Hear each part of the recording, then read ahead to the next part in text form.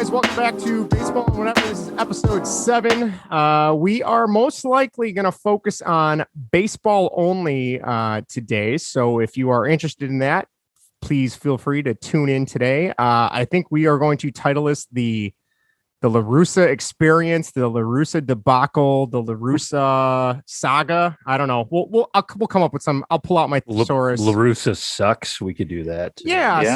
So there's Greg. There's Vinnie. If the kids are up, put them to bed. I think we're gonna have some negative words for Tony La Russa tonight. I can't wait. Vinnie's got a rant prepared for us. I'm sure Greg has got something in him, and I'm just gonna sit back and laugh and watch because I'm just a casual observer. But thank you for listening. If this is your first time checking us out, we do this about once a week, give or take. We try to do some special episodes where we get to talk about some different things as well.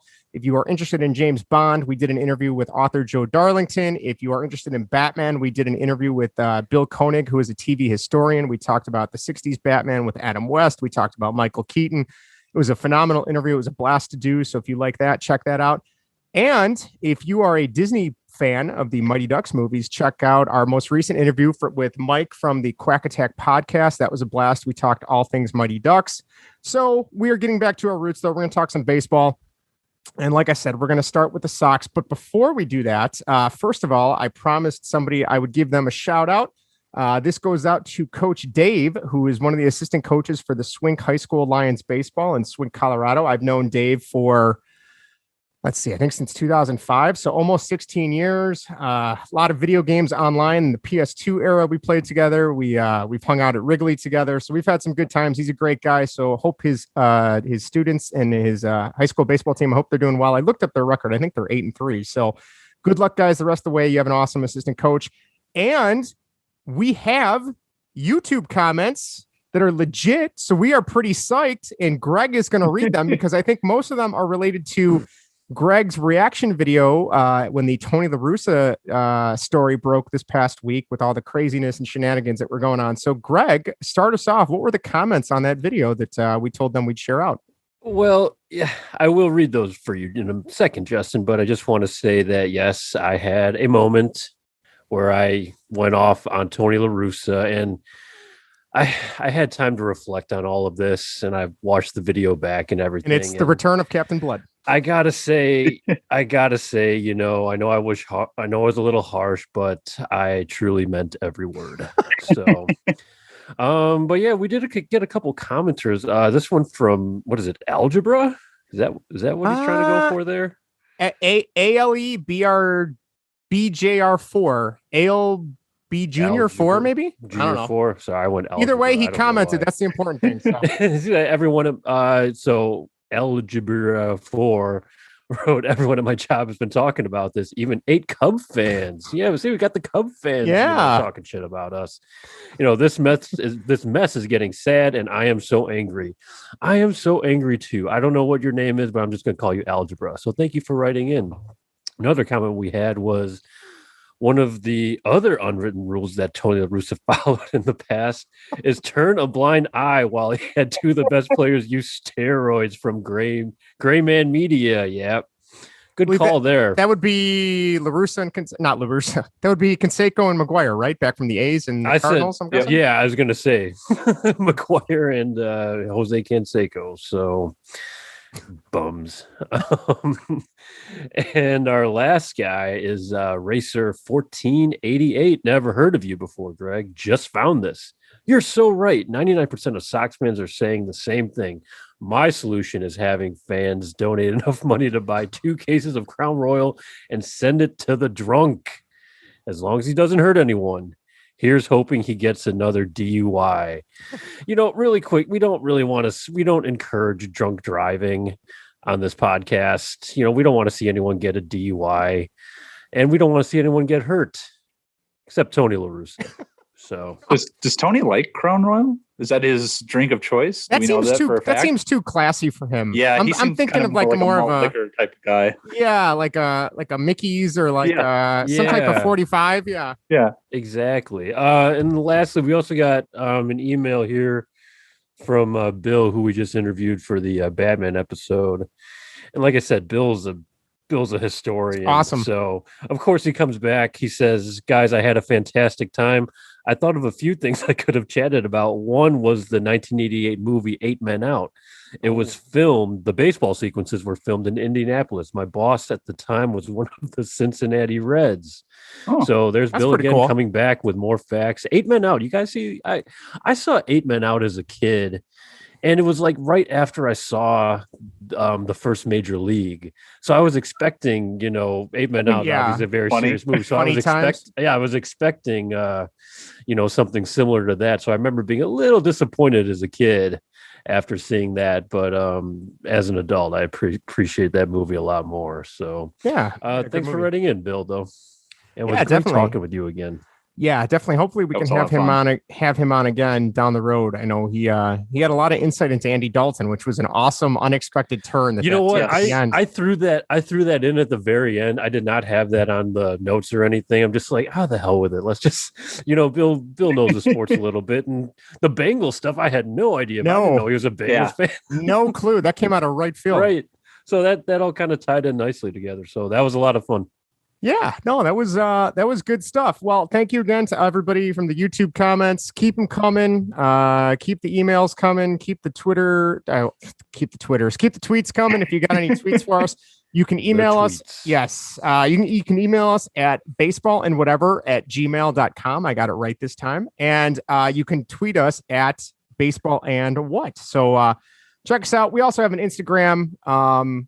Which is just at baseball and whatever, but that doesn't get used as much. But if you are one of the, Gen Z people that are into Instagram, then by all means, get a hold of us on there and somebody will get back to you. So I think I'm on Instagram, but I didn't even know it until I started looking at baseball and what, because I'm like, oh, you have 14 people follow you. I'm like, do I have an account? Apparently. I just came here to create one and follow baseball and whatever. So there we go. I have to look into that. Yeah, so that's there's our intro. But all right, we are going to jump into the meat of this. We got some Cubs and White Sox talk, but I think the majority is pretty much going to be White Sox talk. We will start with the White Sox since they are still the better team, despite what their manager tries to do to them. So Vinnie, let's give it to you. You said you had a rant prepared, so I am ready. I concede the floor to you. Take it away. Thank you. Hold on. I got to check explicit on this one. All right. Now we're good. Go ahead. Well, gentlemen, nice to see you guys again. So these thoughts for mine have been marinating for some time now, and I'm ready to cook this goose. Oh, man. I don't think I've ever seen Vinnie angry in the 12 years I've known him. So I'm kind of excited. Yeah. So it's obvious that Tony La Russa had some words with Yermin Mercedes and most likely scolded him. And because he did that, he should probably quit baseball. From his time as being the St. Louis Cardinals manager and his second DUI, baseball has passed him up, to say nicely. And he should probably take a bus, a plane, train, or a taxi out of town. Obviously, we know what happens when he drives, what could happen when he drives. And on his way out of town, he should probably stop up in Minnesota and take Mr. Rocco Baldelli with him, because the game has passed him up as well. He is a punk for retaliating. I can't say that nicer. That was absolutely ridiculous.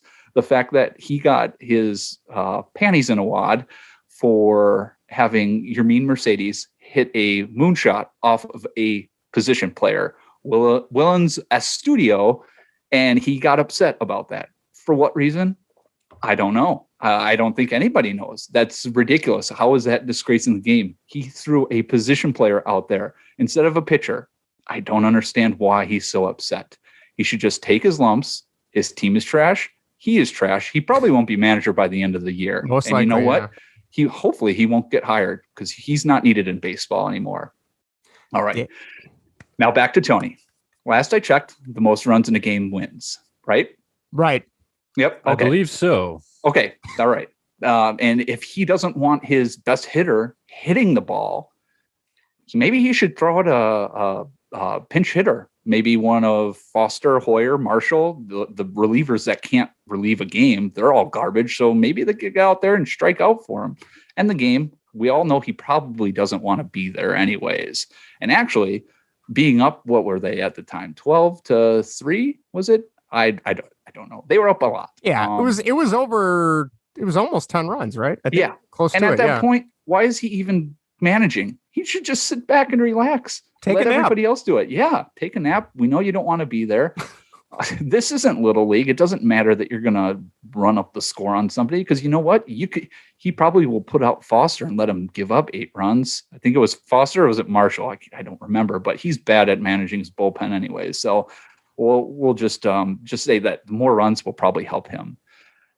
And you know what? He should probably have never even come out and even thought about saying, hey, it was okay that they threw at him. What kind of manager does that? That's the biggest thing for me. What kind of person says, you know what? The other team was right to throw at you. It doesn't matter. A dinosaur of the old ancient civilization of Major League Baseball says that stuff. Yep. And it's a disgrace to the modern game. Exactly. And it needs to stop. I mean, this is getting ridiculous. Like, no matter how much you disagree with something your player does, like, isn't it, if we're going to use these unwritten rules, showing up your own teammate, like in throwing a teammate under the bus, isn't that one of the biggest ones? And like, you're just saying, yeah, throw it, my guy. I don't care. That's fine. Keep it in the damn clubhouse if you have exactly. to. Yeah. Don't say it publicly. And Vinny, you made a really good point earlier that I want to jump back to about, it's still like how he's managing the game, with so before the Yermin Mercedes home run, they were up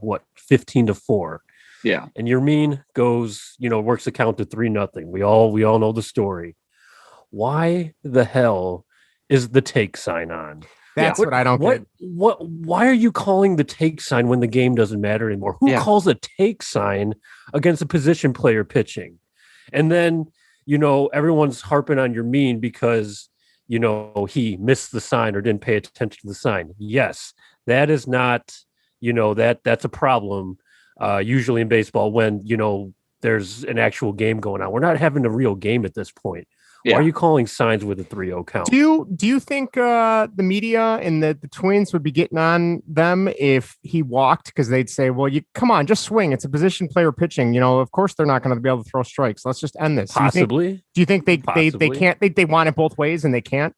Yeah, probably. I think that's a good point. Yeah. But see, when you have 3-0 and you say, because Tony said he missed a sign, whatever. So when you have a 3-0 count, the sign you're looking for is a green light in a normal situation, because everyone knows to take goddamn ball 4 on 3-0 count. Yeah. So everyone knows in a regular game, this is not a regular game situation. Just like you said before, Vinny, the whatever the Tubby's guy's name is that he's, Willens a studio. Yes, that dude. So yes, works him 3-0, and then apparently Tony said he's yelling take. I haven't seen any video of him yelling take. No, that take is or not. anything. Like no one got a hold of this. So whether he was signaling it to Joe McEwing on the third base side or whatever, it's like he only put up that take sign. Well, in Tony's word, he said because Yermin looked like he was ready to swing, like he was loaded to swing. Usually on 3-0, guy just kind of the bat just kind of sits on the shoulder. And he doesn't give a shit. Yeah. So it was that right there. It was that managerial decision right there. Because wait. Look, a guy is, 3-0. He looks like he's ready to swing. It clicks in Tony's brain. Old school baseball alert. Like, we got to put a stop to it. Even if he did, we don't even know if he did. Yeah. That could have just been post-game bullshit. The little alien in his head, like from Men in Black, is all of a sudden working all the gears. Like, shit, we got to do something. Right. If you think about it, that's what it all boils back to. Old ass school baseball coming into play again. I was like, we can't have that. Like he called Yermin clueless. That's what I don't get. He called his player clueless. And it's like you call someone you want to really say who's clueless, Tony? Yeah. Should we really revisit like who didn't know the rules? Yeah. Do we need? He Do we have evidence that you are? He knows the unwritten rules, but he doesn't know the legitimate rules of the game this year. Oh my god! Or the rules of the road apparently too. But that's another story. Yeah. What and I think it was either Lawrence Holmes or Bernstein and Rahimi that we're talking about this week on the scores. Yermin is a rookie, a 28-year-old rookie, but still 28, I think he is. who knows? And maybe there's nothing in his contract that stipulates this, but like if he wins the Rookie of the Year down the road, whether it's arbitration or a new contract, that's something he can point to and say, "Hey, I deserve more money." Oh, 100%. You know, as silly as it is, if you're looking at stats, maybe there's one home run or a couple RBI or, you know, a little bit higher slugging percentage that someone else gets in 40, 50 games down the season, and then he gets passed up. Where they're looking back at one game and it's like, wow, if you would have gotten a hit, that could have gotten you more money in your pocket. So who the hell is Tony La Russa to take that away from one of his players? Like telling somebody not to do their job. Yeah. I wish my boss would come in and say, hey, you know what? Take the day off. You don't have to do your job. And Vinny, like you said, if you put a position player, and I think it was it wasn't Giolito, was it Dallas Keuchel that came out and said this week about it was Lance Lynn. Lance Lynn, thank you. It was Lance Lynn. It was Lance Lynn because he's got a locker. Tony's got an office. Yeah. And Lance Lynn said, as soon as you put a position player on the mound, the rules are gone because, you know, if you want to talk about the sanctity of the game, and that's something you hear from all these old timer players. Yeah, the unwritten rule people. Right. And don't get me wrong. These players they were very good in their day. I'm not trying to take anything away from them. But if you're going to talk to me about the sanctity of the game, then there should never be a position player on the mound, no matter how big the score is, because that is not that person's job. Although, let me say, that's actually making baseball fun. Yeah. Like, isn't it fun when you see the Cubs it stinks that the Cubs are getting blown out, but you see Anthony Rizzo be the only person on the Cubs staff to actually get, Freddie out? Freddie Freeman. Freddie Freeman. And I will admit, when the Cubs did that, I was like, oh, come on. And then I was getting kind of frustrated when they were laughing. But then seeing this whole thing with La Russa, it kind of made me reflect on that. And it was like, you know what? They weren't coming back. It was funny. You might have gotten a few fans out of it. So I'm going to shut up and just go with it. You know, the Cubs are a whole other problem. But yeah, like at that point, I still remember, and maybe you guys remember this. I don't know, but I want to say it was like 2001. It would have been the Diamondbacks and somebody else. And Mark Grace came in to pitch in relief, and he was mocking his teammate. It was David Weathers. David Weathers. Does that sound right, Greg? Do you remember him? Yes, this sounds familiar. The audio is not going to get this, but he would do this thing like where he would come set, and then he would like blow his cheeks up like a puffer fish. And Mark Grace was doing that on the mound, you know, as a joke, and it was a blowout. I think they were playing the Card. Maybe it was I remember Edgar Renteria hit a home run off of Grace, but no one made a big deal. It was funny. Yeah. It was a blowout. No one cared. He hit a home run. Big deal. They laughed. He ran around the bases. The game ended a few innings later, and that was it. It wasn't this big, well, you know, that's not professional. You can't do that. It's like, give me a break. You know, it's, you know, I don't know, but exactly. Tony's just a crusty old turd. And he just needs to go away.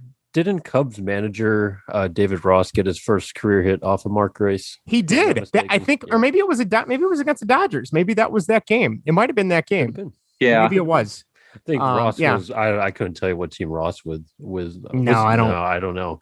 But and then like getting back to what you said earlier, Vinny, about, you know, him picking up Rocco Baldelli in Minnesota and everything. Like, he apologized to the Twins. Yes. Yeah. The manager of the Chicago White Sox apologized to their main rival. Vinny, how would you feel if the Cubs apologized to the Cardinals? You would not be too happy. I would be irate. I don't know if I'd be a fan. If I would not be a fan of the Cubs anymore. If a Twins player came to Guaranteed Rate, walked in the White Sox clubhouse and just dropped his pants and took a dump right in the middle, I would not want an apology from the Twins. I'm just gonna beat their ass on the field. Yep. You know what I mean? I don't want it either way.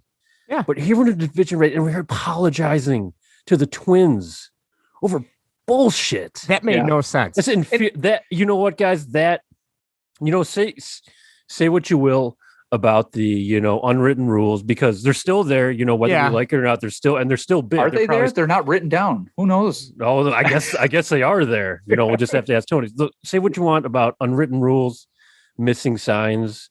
You know, you can make. I'll listen to an argument, you know, about those topics, but apologizing, to your rivals, for get out beating of them here. Disgusting.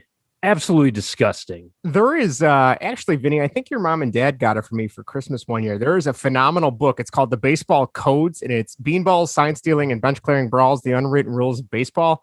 Came out about 10 years ago. It was written by Jason Turbo and Michael Duca, and it goes through like literally case by case basis of baseball throughout the decades and where all these unwritten rules came from. And it's like they kind of go back and it's like, okay, is this legitimate? Do we really need this? When has it been followed? When has it been kind of thrown away? And it was crazy to read that. I need to dig that up and reread it again. Was that a 10,000 page book? And was Tony La Russa the ghostwriter for that? I was going to ask.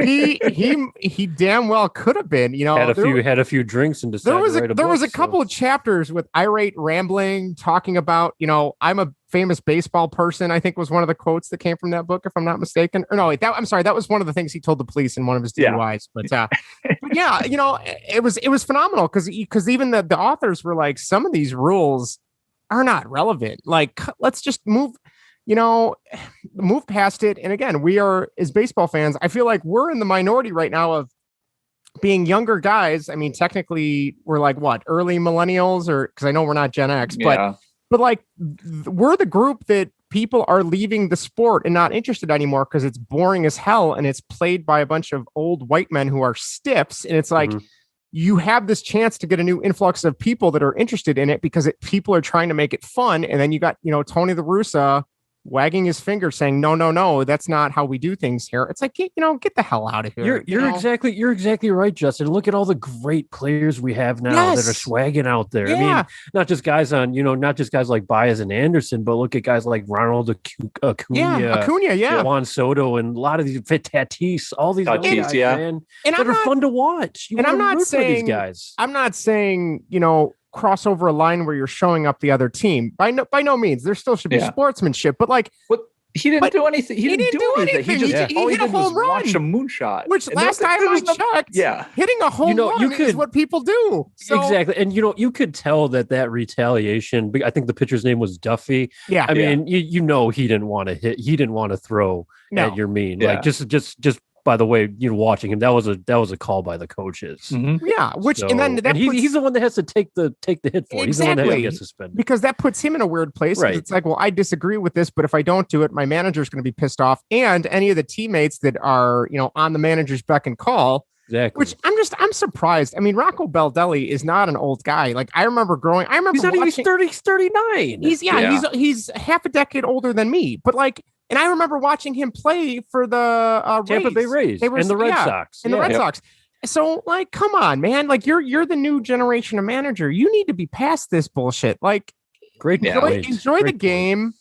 Because otherwise, if this is what they're teaching the new generation of managers, this stuff's never going to go away. And it's what was his name? Jace Tingler last year. Yeah.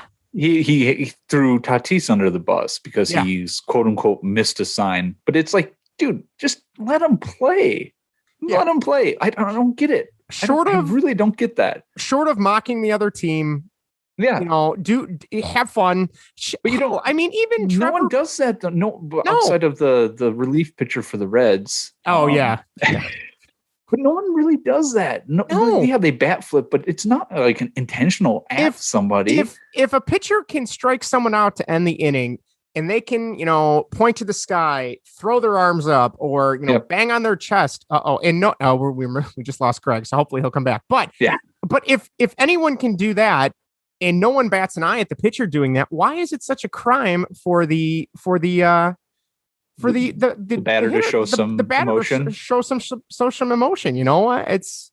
I don't know. No idea. It blows my mind. Greg, I think Tony La Russa might have gotten to your internet. You better be careful. I think he did. Did I miss anything good? Did Tony get fired? No. I was just saying that, like, Greg, do you really think that he's going to get fired? No, I don't think he will get fired. Rick and Kenny got castrated this summer, and we all know that their bids are sitting on Jerry's mantle. You're exactly right. And I just want to say really quick that I'm so happy that, because the White Sox we've been texting about it for years about all the turmoil in the locker room, cutting up jerseys, Drake LaRoche running around. And I think now we finally have that clubhouse where it's pretty tight knit. Looks like the guys are having fun. Everyone's good friends. And we're, like you said before, Justin, we're winning in spite of, Tony La Russa.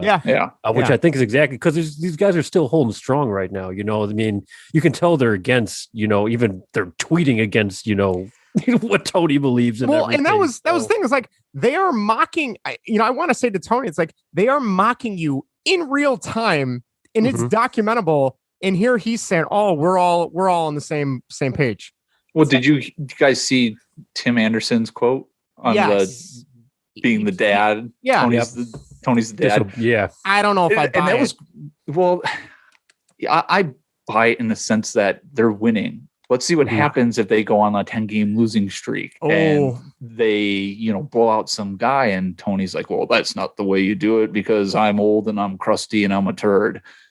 And let's see how Tim Anderson reacts to that. I mean, plus Tim Anderson's heart for taking the high road on it and being like, yeah, there's no problem here. But winning cures a lot of it fixes everything. Turmoil. Yep. And when you start losing, you're going to see the cracks, I think, show. True personalities between will show the players themselves. And Tony, and it's gonna get ugly, I think, fast. Well, but to kind of go off on that, I think, a certain kind of losing, yes. If we really start seeing Tony's, more Tony's flaws, with you mentioned before, Vinny, like bullpen management and everything, I think you're 100% right about that. They get on a. I hope it doesn't happen, obviously, but they get on like a 10-game losing streak here.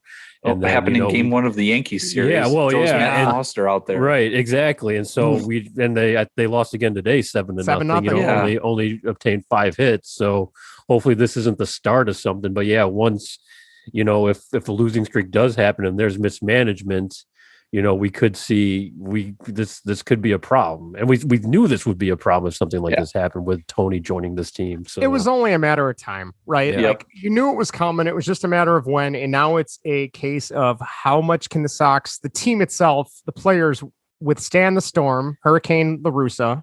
And, like you said, Vinny, if they go on a minor losing streak or there's a little bit of, what's the word I'm looking for? Kind of like not animosity, but like a little bit of they're going to have to maybe step up. Maybe this Yankee series causes a problem and they kind of gets in their head. Who knows? Whatever. But as soon as things maybe take a little bit of a turn, even if it's just a slight downturn for a week or two, like you said, winning cures all. But as soon as that winning is gone, you're going to see a lot of people's real emotion and real feelings about things. And I mean, granted, I'm not a Sox fan, but I don't wish them, ill will. And for Greg's sake, I want to see them do well. But if it takes a turn, it might get ugly for a little bit of time, and like to Vinny's credit, like he said, Hahn and Kenny Williams, they have no power right now.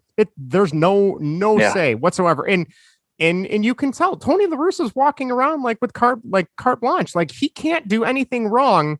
He could go, like you said, he could do whatever he wants. He could walk around guaranteed rate field with his ADA toilet seat, go in the ladies' room, take a shit, and not face any consequences whatsoever. It is to that level. Yeah. It is that level of protection. Yeah. It would be like a 90s sitcom, like, oh, that Tony, it's Jerry just sitting in his office. Oh, come on, Tony. Last thing I'll say on this, if the guys do band together, let's just say, there's, there is a losing streak, but the guys are going to pull through. We're going to band together as a team, despite our manager.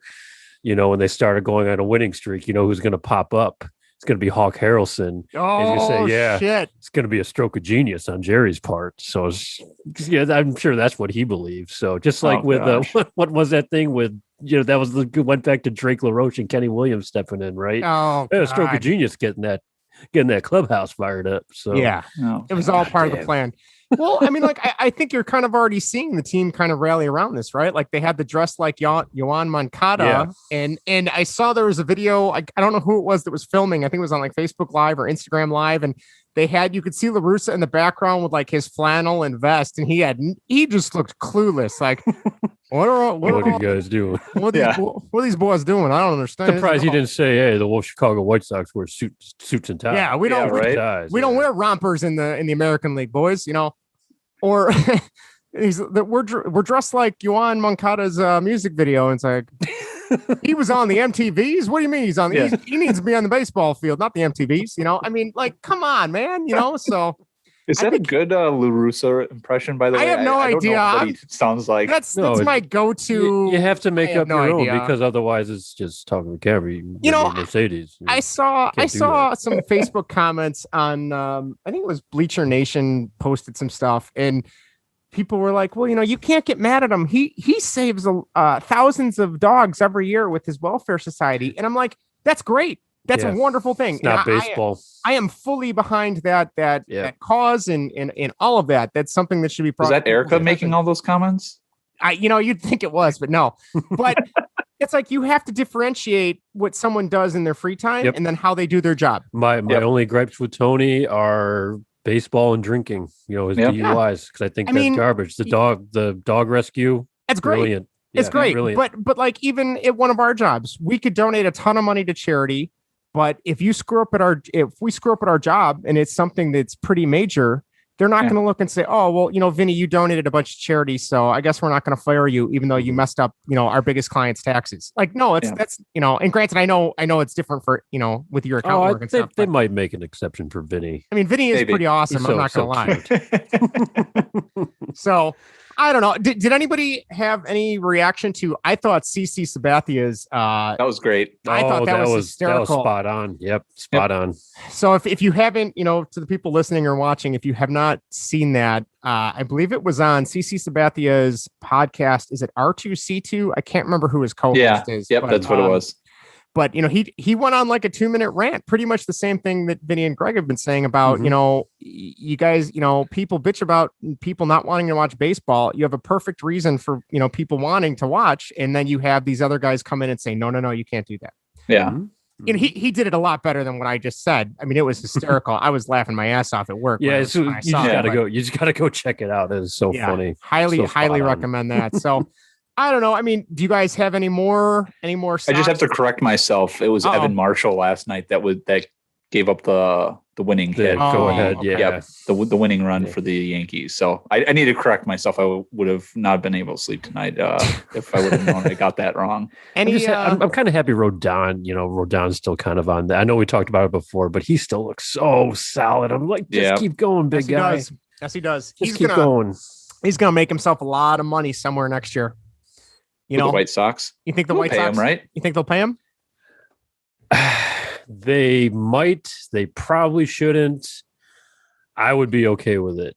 The Cubs will. Don't worry, and then he'll blow out his. Hey, they almost did. They were looking at him. Quintana 2.0. So. Yeah.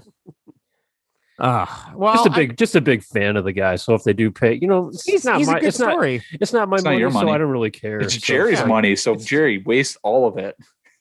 Right on. 100%. All right. Well, that concludes our White Sox talk and La Russa debacle. I guess we can go to the Cubs. I've been thinking about this a lot. Are the Cubs likable anymore? Are they a likable team this year? I kind of feel like they're hitting that time period now where it's like, obviously I'm a fan and I will always be a fan and I watch and listen when I can. And we've started a baseball podcast about them because I am that big of a Cubs fan. But I look at the team, I look at the management. They're not likable. Like they don't. I mean, Rizzo is great. He's a funny guy. He seems like a good guy. But there's so many players. I don't know. What do you mean by likable? I don't know. Like I just. You don't like tuning in to watch the game likable, or they're just a bunch of jagbags. And I feel like is Rizzo's shtick wearing on you? No, I don't think Rizzo's is. I don't know if it's more just the management and it's starting to seep down into the team itself. Theo's not there anymore. No, I know, but I think it seems like a nice guy. He does. I think it's a Ricketts thing. Like it's starting from the ownership. The ownership, yes. And, what owner would you rather have, Ricketts or Jerry? Oh God, is there a third option? No. Oh shit. Yeah, I don't know. I had this epiphany the other day. I'm like, I don't know what it is about this team. Like, I don't know if it's just the fact that it's going on 5 years now that things are still broken.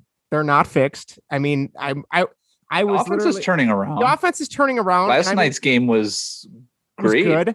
But like, Yeah. I was so excited that they were in second place, and I'm like, I'm so excited for mediocrity. Like they're 2 games over 500 in a bad division, which maybe they still might squeak out first place in the division, and that's great. But it's like They could. I feel like we're, for those couple of years before the World Series and after the World Series, it was like we Cubs fans demanded, it was like, all right, we want a good team.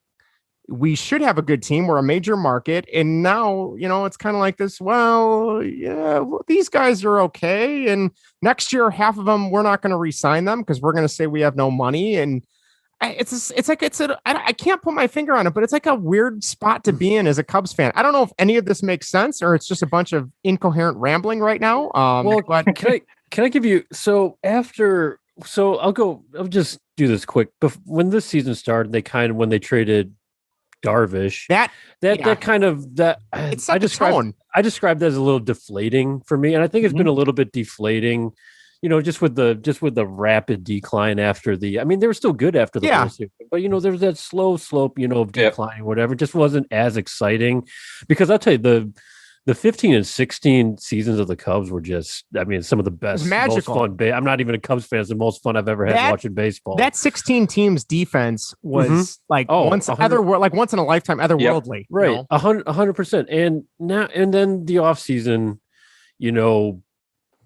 was going on, and they traded Darvish. They didn't get, the greatest return for him. It was more of a salary dump. Yeah. They made a few signings, which you're like, oh, okay, they're guys. And then, started off kind of rough, losing to the Pirates and everything, like, oh, this can't be good. And, like I said, the season's been up and down. And I think, they got a lot of games coming up with the Cardinals here, and we got the trade deadline approaching. So that's going to with all these division rivals coming up. You this might tell this kind of might see what the Cubs do with the deadline here, because, this whole time we've been thinking, sell, get what you can for Bryant while he's at his peak right now. And, I'm just kind of seeing where, like you said, second in a winnable division, you could jump the Cardinals anytime.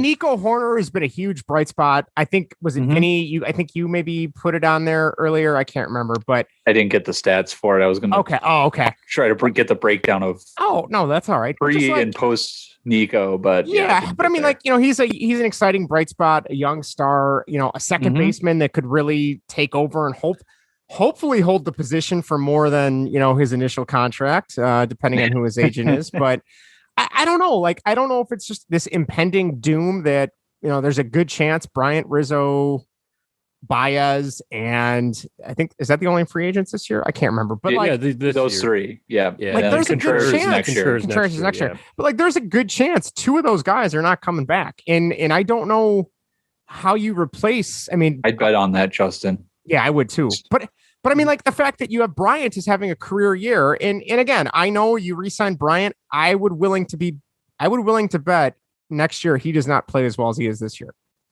Even he's changed his swing. He's no longer doing the uppercut launch angle stuff, and he's not injured. His wrist isn't as bad as it was in the past. Well, I think last year was really bad. Injury will kind of be the determining factor. It's just crazy. I still remember the service time stuff, and we've talked about in the past. I remember when he came up and they did that, and I was like, oh, that extra year is going to be huge because they'll probably be going for a second or third World Series by then, and we have all this time, and it's like, well, they won 1 World Series, and granted, that was amazing. I will remember that for my entire life because, being a diehard fan. But after the 2017 season, after the World Series, they had that season.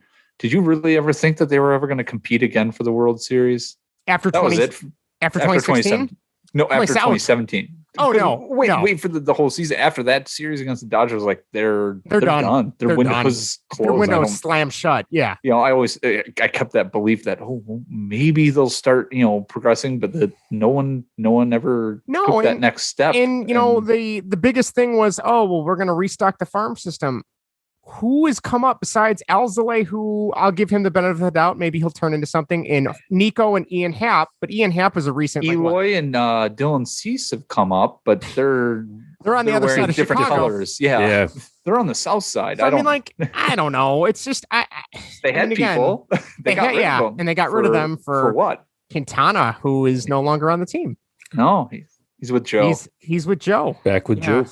and that's a whole other story. But I think you're feeling this way, Justin, because it's a weird spot to be in. It's just not that contending spot, or we're in the middle of a rebuild spot and the future's looking bright. You're just kind of in limbo right now. You're in limbo. You're in for a team you don't really know.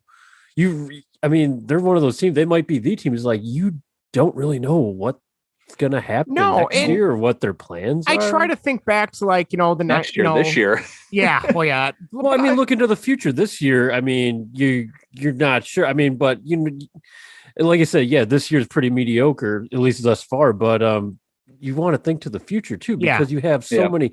You're going to have spots to fill, and guys got re-signed. So you better start thinking about that, because you don't have guys to fill positions, unless you're going to re-sign someone, or if you got free agents in mind. Because who's that shortstop coming up to replace Baez? Who's going to play? Who are the outfielders? Who's Brendan Davis? First base? So can't think of the prospect that's first baseman. Are you excited Miguel Amaya? Are you excited by them? Well, I'm excited by any prospect until they get up to Wrigley and they stink. They play garbage, okay. I feel like even in the mid 90s, when I really started to get into baseball with the Cubs, because when I was really young, I was a Sox fan. I was a huge Frank Thomas fan and Ray Durham fan, and then Kerry Wood happened, and I never looked back. But but even back then, like 98 was a fun season, and then they were back to being mediocre. 03 was a fun season. 04 was a heartbreaker because they were up, and then they choked at the end of the 04 season. 07 and 08 were jokes because they had some of the best records in baseball, and then they got swept both years. That didn't bother me, but I just feel like this standing of mediocrity, where it's like you said, you're in limbo, and it's been such a long time since this organization has been in that case, and at least before, you had things to fall back on. You had Harry Carey, you had watching the games on WGN. I still can't even watch the games because of the bullshit marquee network. I cannot wait. I will buy a ticket to the next Cubs convention just so I can boo Tom Ricketts' ass when he talks about, don't you all love that's my La Russa impression too. Don't you all love the marquee network? No, you asshole. So you won't be booing after you see it. Well, I've seen it. I've been watching the Marquee Network, and it is nothing great. You don't like Boog Shambi and Jim Deshay? They're fine. The games are fine, but everything else is just like, okay, this is good for nothing except watching the Cubs. Yeah. Which they I feel bad even turning it on, because like, damn it, I'm supporting the Ricketts. They could have done for much cheaper if they just would have stayed with NBC Sports Chicago and WGN. And especially you read off those names before, Vinny. Those names of those prospects are going to be on display for a team that has their own network. Yeah. How good does that look for you? That guy. Vinny read those names, like, okay, I don't know who these guys are, but they're going to be on the Cubs network. I feel like it's going to be like a major league thing from the movie, like where they're like, oh, we got this guy. Who the hell is he? Like, who are these dead. fucking guys? He's dead. Cross him off the list. Cross him off then. Yeah. The other last thing on a positive note about the Cubs, I was reading about this, is obviously I can't remember the name of their former PA announcer, but he was there, I want to say, for about 10 years. And then he up and left. Something about, I don't know if he wanted to try and get a broadcasting career. I used to follow him on Twitter. He left without getting another gig lined up, but they have been doing kind of like an interim candidate search. I shouldn't say interim, but they've been kind of having an interim person do the PA for the time being. And then they just finally hired someone. And it was a really cool story. It's a kid. I say kid because he's much younger than me. His name's Jeremiah Paprocki. He is the new PA public address announcer for Wrigley Field. He's only 21. He hasn't even graduated college. He's from Chicago. He goes to UIC. I think he's in journalism or broadcasting school at UIC. Got the job. His mom was a former parking attendant at Wrigley. Like, all these things, would go to the games when he was a kid, like, and just loved listening to the public address and kind of bought in. And I'm like, that's really cool. So I'm like, oh, at least that's a cool thing. I don't know. Like, that's where I'm going to hang my hat on this week, because I don't really have much else to say besides they're in second place. But yeah, pretty cool story. Great feel good story. Great for him. To only be I can't 21. Imagine being in college and being landing life-changing is that. So good for him. Fantastic. I'm excited to hear more. I know they had him on the Score, and he was doing some stuff for, I think it was Spiegel and Parkins, you know, he was announcing the show and stuff as a joke, but yeah, it was pretty cool. So, all right, let's close the book on the Cubs talk because I don't even know where that book goes. But let's move to around the MLB. I believe, Vinny, were you the one that found this, that they're doing a Derek Jeter documentary?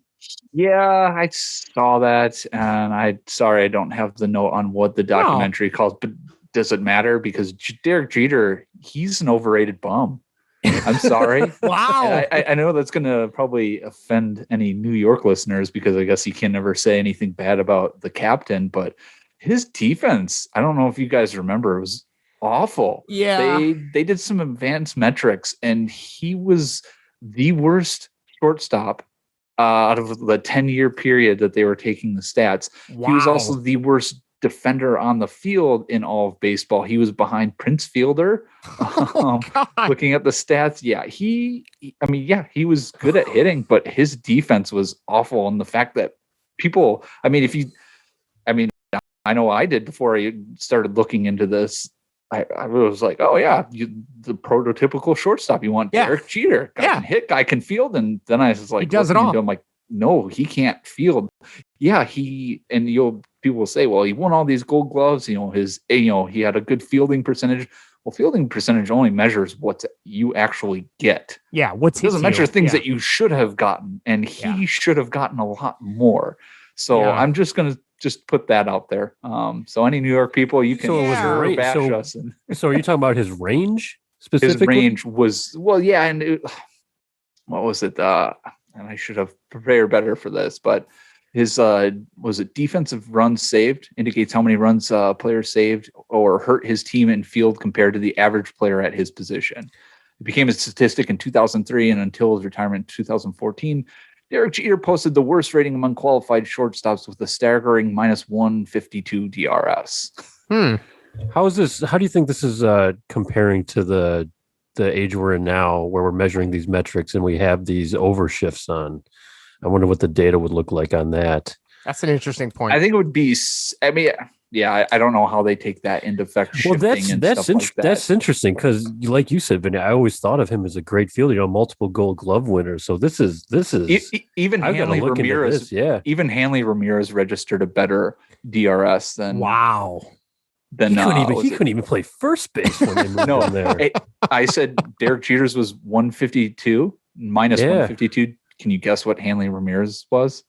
160 minus 73. So about over less than half of what Jeter's was. Wow. So that's how bad Derek Jeter is. I feel like a lot of it is like, and I think from what I read about this, it was kind of like a follow up to like The Last Dance, right? Like ESPN is trying to capitalize on that, but with the Yankees and a focus on Derek Jeter. And I don't know, okay, maybe this is a Chicago bias. I do not think he is nearly as likable of a guy as Michael Jordan. And I've never met Michael Jordan, and I know everyone's got their skeletons in their closets, but and if you disagree, feel free to email us at baseballandwhatever@gmail.com if you're a New York or New Jersey listener. So there's one strike against it. Second strike, I don't like the Yankees. I don't like the Mets for that matter either, but they're not a fan.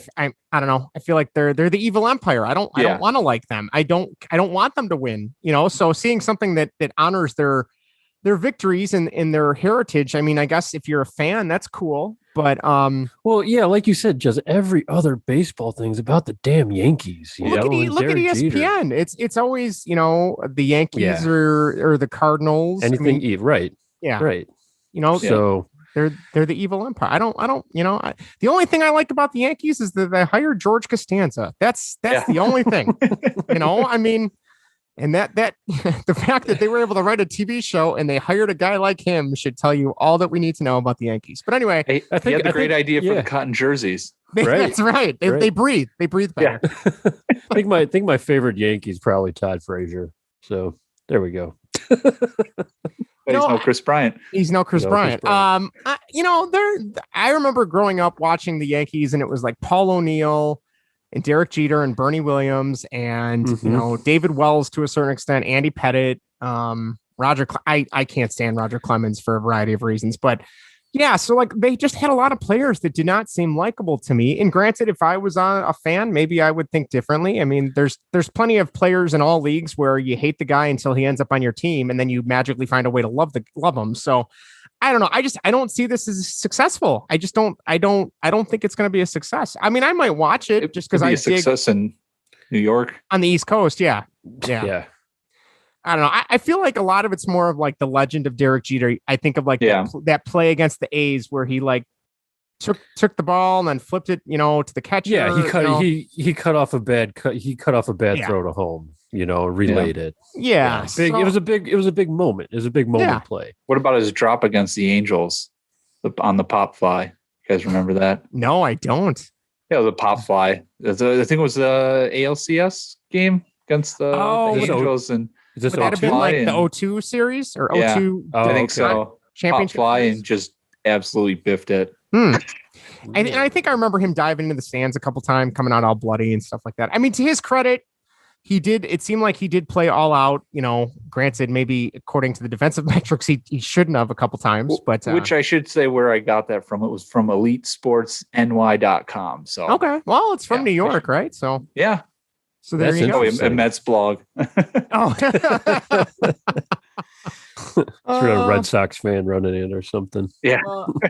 Well, that I'll be very curious. We might have to maybe we'll all watch the first episode and then we can tune in and just bash it if it's not good. Or, to their credit, I love all things 30 for 30, ESPN, The Last Dance. I mean, there's very, very few times has there been one where I've come away and been like, oh, that wasn't very good. Even if it was something that I didn't care much about. You know what I mean? Like those documentaries are usually pretty good. It kind of bums me out. They're not on Netflix anymore because now they're, I think, on ESPN Plus. They're behind a paywall. Yeah. Yeah. They're very well done. Yeah. So. Very, very well on a variety of topics too. So, yeah. All right. I think Vinnie or Greg, I don't know if this was you. Strikeouts with a walk broken by Burns, then Cole, plus 2 more hitters. We have 5 no-hitters on the year. We had, I think, back-to-back no-hitters one night this last week, right? Yeah. What do you guys think's the cause for this? What do you think's the reason for all these no-hitters? I can only speculate that it's got to be tampering of the baseballs. It's got to be. And substances and stuff, or I mean. What has come from the guy that was giving all the pitchers the substance that got outed? What happened to that trainer? Remember there were all those text messages from like Garrett Cole. I do remember that. Yeah. Tyler Chatwood. Right. Nothing's come of that since then. This guy was clearly giving something to the players and they wanted it from him. Nothing's come of that. And I know that was it in the Dodgers series against the Cubs that they were Kershaw and Bauer kept throwing the ball in front of the plate. I know Ron Coomer kept bringing that up and stating that the ball kept landing well in front of the home plate. Yeah. And Ron Coomer's like, when are they going to say something about like these balls and how they're just magically like, this shouldn't be happening. They shouldn't. No. These 2 guys shouldn't be throwing the ball in front of home plate like that. They're clearly using something where it's sticking too much. And the same thing with that Yadier Molina thing. Oh, why didn't anything happen with that? The ball magically stuck to his chest protector. Yes. How does that happen? Damn Cardinals. Because it's the Cardinals. Nothing happens to the Cardinals. Yeah. They're unfallible. So. Yep. Just like the Yankees. Yeah. I honestly think that it's because of these guys doctoring balls, using some kind of substance to get better spin. I think it's a combination between that and launch angle. Pretty much is two things that go hand in hand for the more strikeouts. As a kid, I wanted to see nothing but home runs, and maybe that's because I was a kid. I don't know, but man, I just miss line drive hits, hitting opposite way. Like I just miss contact, and I don't think that's going to come back anytime soon. I mean, I don't, like you said, Vinny, I think it's a matter of pitchers have gotten better. And I know I've talked about this with your dad all the time about is it being a pitcher or are you a thrower? Are you throwing like 98 and you're just hurling it and hoping it gets to where it needs to go? Or is there, are you more of a pitcher like, Maddox or I can think of a couple guys from us growing up where it was like, the pinpoint accuracy, here's the pitch. Like, I just think of Maddox as 2-seamer where he would throw it outside the zone, and then like at the last minute, it was wicked. It would come right back in. But I don't know if I think it's a combination of the guys just chucking 98, 99 miles an hour. You have the foreign substances which are clearly being used. And then, like you said, you have guys who are more of the launch angle approach, which I don't know. We could probably do a whole episode about whether or not launch angle is even worth it. I don't know, but yeah, I just miss good contact, and it's a bummer because I think it's turning people away from the game. I don't know, Greg, what's your take on that? And I've said this before, I don't know. I don't really have a strong opinion either way on it. The cracking down, if you crack down on the foreign substances, I'm totally fine with that. Get them out of the game. Let's see what happens. Yeah. But on the other side, it's like me personally, for whatever reason, I do not care. Yeah. If a pitcher uses something like that, like I have no problem. I mean, well, then in that aspect, should a player be allowed to use steroids then, or some kind of PED to level the playing field? I think that's on a way different level than a little bit of punter. Yeah, I think it is. Okay. So you make a good point, Vinny, but it's like I don't, for the same reason, with banned substances and anything. I mean, yeah, you don't want to see it, obviously, but just with substances using by pitchers, it doesn't bother me for whatever reason. That's why I can't. I mean, if they got rid of it, I'm totally be fine with that. They crack down on it. They'd get out of the game. That's totally fine. But it hasn't really hit me yet where it's bothering me for whatever reason that I see these no hitters. I mean, the no hitter for me, guys, has just kind of really lost its flair. It has, and you see them every. I mean, it's not. I mean, obviously, 5 this year? Yeah, so many for the years past. So I mean, a guy throws a no hitter now, and just like, oh yeah. And I think two of them were against the Mariners. 2 of them were against the. Shoot, I can't remember the other 2 teams, but out of the 5 no hitters, I think it was a combination of like 2 teams, and it's like, okay, well, maybe it's something to do with those teams too, but. It's just, I don't know. I feel like the game is in a very weird place right now. And I don't know how you fix it. Like, I know you got Theo Epstein's group, advocating moving the mound back. And I don't know if that's the right answer, because then you're toying with the way people have learned how to throw and their command. Mm-hmm. You can't, I don't think you can really lower the mound anymore either. I mean, granted, that was a big deal back in the day. I don't know. Like, I liken it to, and of course I have to bring it back to hockey as I have my plethora of hockey stuff behind me. But like, I think of like, they wanted scoring up, right? So they said, okay, well, we're going to reduce the pads the goalies can wear. And it's like, okay. And then there was talk, well, maybe we'll make the nets bigger. And it's like, well, no, because now you're starting to change the actual, like, I don't know, composition of the game. Like, you want to make the pads smaller, fine, because, in the 80s and 90s, they were more like pillows. They weren't even pads, where now it looks like the goalies have body armor on. And granted, not being a goalie, I was all in for that. Like, if I was a goalie, maybe I'd want bigger pads. I don't know. But I'm trying to think, like, with baseball, like, in terms of pitching or doing something to the baseball, like, I don't know really what you do. And granted, I'm not being paid to think of a reason, or think of a solution. So maybe that's why either. But maybe they should bring back the juice ball. Yeah. And let the substance be allowed. Yeah. I think that's a great idea, actually. Compromise. That would probably be the most even that way. So if you make contact, there it goes. Or if you get that spin rate going, you throw something nasty. But then you're going to extend the game because you're going to have more offense. And that goes against the whole. I think that's what they want, though. That's right. But exciting. Don't they also want to reduce the time of games too, though? Yeah, baseball does. Major League Baseball doesn't know what the hell they want. Yeah. Like, no, that's the thing. We're talking about all this stuff, and look at all. I mean, maybe they should also just like get rid of it all, and just play. Maybe they should just have like a slaughter rule, so people Tony don't get offended. You're up by 10 runs, just like Little League. Everybody can get out, get an early night dinner, and do their thing, and I don't know. Hopefully somebody comes up with a solution to kind of make it more all encompassing with all different types of play, as opposed to just strikeouts, power pitching, and that's it. So we'll see, but I don't know. Anybody? I got nothing left. Vinny, Greg, anybody else got any final thoughts? Anything else you want to throw out there before we wrap up? Vinny, go ahead.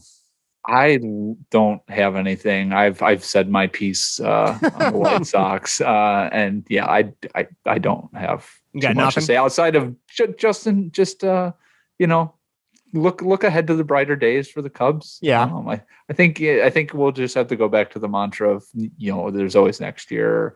Just wait till next year. Just go back to that mantra. The lovable losers have returned. Yeah, we'll just go with that. We'll be lovable, not likable, but lovable. Maybe next year. Oh God, next year is here. I used to hate those signs. I'm like, come on, like, give me a break. But don't start digging those out. Yeah, and there's fans all throughout the country that still have those saved. So, yeah, for me with the White Sox, yeah, I'm just hope they drop 2 to the Yankees. I hope we get out of this little funk, start hitting the ball again, and we'll see. I'm sure it's not over with the Tony BS. Oh no, God, I hope it. Do we want to? I just don't want this. We have serious playoff aspirations right now, and right now you do. Yes, I just can't have the train derail right now. I gotta pray that this clubhouse stays tight knit. They stay together. They stay strong. Even if that serious losing streak does happen down the line, but we got to control this division right now. We just got to hold on to it. So, do we want to set an over under as to how long it's going to take before Tony La Russa does something else that fires the media up? What do you guys think? How long until we're sitting here talking about why he needs to go again? The next screw up. Yeah, when's the next Tony bomb that goes off? Give it 2 weeks. 2 weeks. 2 weeks. So let's see. What is it? It is May 22nd right now. 2 weeks puts us at June 5th. So we're thinking sometime between now and June 5th, Tony La Russa will do something that will screw everything up. I'll take the under just for fun. Because we've been on a good pace, yeah. He's going to need new material. He's got to have somebody writing his next act, right? Right. I think maybe Rick should sign Yasiel Puig. That would really get Tony going. Yeah, that guy really disrespects that his bat licks. Damn it, man! Quit licking your bat. There's an unwritten rule. We don't stick our tongues out in the majors. Come on now. Was that Hawk or I don't know what that was. It's Tony La Russa. It's too upbeat for Tony. I was gonna say you're lucky that didn't go into like Obi-Wan territory. Or Admiral Akbar. Right. Yeah. It's a trap. we can't repel power of that magnitude. I don't know. All right. Well, on that note, sounded like you. Yeah, that's all they are. It's just me pretending that I know what I'm doing. I don't have a clue what I'm doing.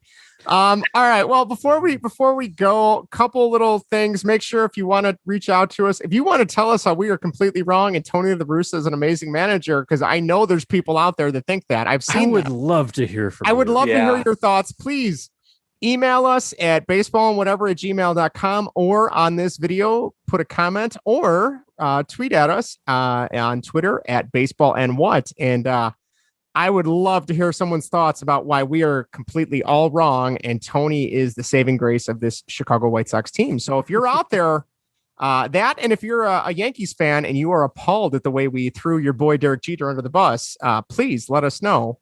I think we did to Derek Jeter what Tony La Russa did to Yermin this week. So yeah. So let us know. Lastly, the last thing I will say is we are scheduled. It is Saturday night right now. We are scheduled for Monday. If all goes well, hopefully his schedule doesn't change. We are all set to interview Andrew Reiner.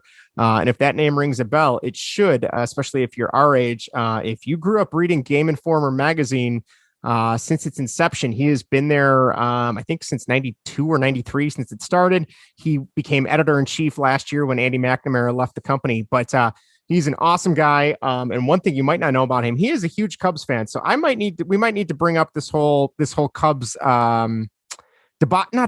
this Cubs fatigue that I'm feeling right now with him and see what he thinks. But he's going to tell us about, how he became a fan. I know he's got some family in Chicago. And then he's also going to talk to us about the show and where he would like to see sports video games go in the future. So if you are a fan of any of those things, please check it out. And I'm sure there will be some more in there that we will get to.